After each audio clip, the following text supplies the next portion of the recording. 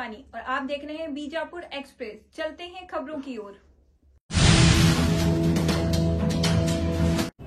ನಿನ್ನೆ ದಿನ ಏನು ವಿಜಯಪುರ ಸಿಟಿಯಲ್ಲಿ ಸುಶೀಲ್ ಕಾಳೆ ಅನ್ನುವಂಥ ವ್ಯಕ್ತಿದು ಮರ್ಡರ್ ಆಗಿರುತ್ತೆ. ಆ ಹಿನ್ನೆಲೆಯಲ್ಲಿ ಗಾಂಧಿ ಚೌಕ್ ಪೊಲೀಸ್ ಠಾಣೆಯಲ್ಲಿ ಈಗಾಗಲೇ ಪ್ರಕರಣ ದಾಖಲಾಗಿತ್ತು. ಇನ್ಸ್ಪೆಕ್ಟರ್ಗೆ ಬಂದಂಥ ಮಾಹಿತಿ ಆಧಾರದ ಮೇಲೆ ಆರೋಪಿಗಳು ಅವ್ರನ್ನ ಪತ್ತೆ ಮಾಡೋಕ್ಕೆ ಹೋಗಿರ್ತಾರೆ.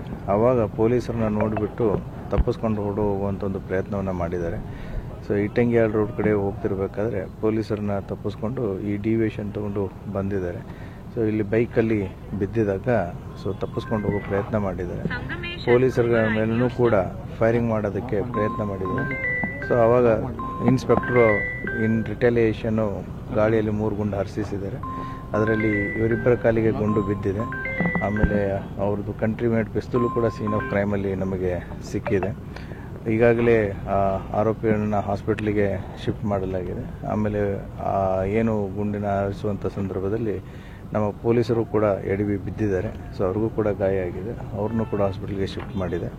ಈ ಬೈಕ್ ನೋಡಿದರೆ ಇದು ನಂಬರ್ ಪ್ಲೇಟ್ ಇಲ್ಲ, ಯಾವುದೋ ಒಂದು ಕಳ್ಳತನದಲ್ಲೇ ಇದನ್ನು ಬೈಕ್ ತಂದಿರುವಂಥ ಸಾಧ್ಯತೆಯೂ ಕೂಡ ಕಂಡು ಬರ್ತಾ ಇದೆ. So investigation is on. Thank you. ಸ್ಥಳದಲ್ಲಿ ಏನೇನು ಸಿಗುತ್ತೆ, ಎಷ್ಟು ಕೇಸ್ಗಳು ಸಿಗ್ತವೆ ಸ್ಥಳದಲ್ಲಿ ಈಗ ಅದನ್ನು ನೋಡಬೇಕು. ಈಗ ಸೋಕೋ ಟೀಮು ನಮ್ಮವರು ಪರಿಶೀಲನೆ ಮಾಡ್ತಾ ಇದ್ದಾರೆ. ಆಮೇಲೆ ಎಂಟೈರ್ ಏರಿಯಾನೂ ಕೂಡ ಅವರು ಪೂರ್ತಿ ಸರ್ಚ್ ಮಾಡ್ತಾರೆ. ಸೊ ಅದು ಗೊತ್ತಾಗುತ್ತೆ. ಸರ್, ಬಿದ್ದಿರೋದು ಕಂಟ್ರಿ ಮೇಡ್ ಪಿಸ್ತೂಲ್, ಅದು ಬಿದ್ದಿರೋದು ಕಂಟ್ರಿ ಮೇಡ್ ಪಿಸ್ತೂಲ್. ಕೇಸ್ಗಳು ಎಷ್ಟು? ಯಾವ ಕೇಸು?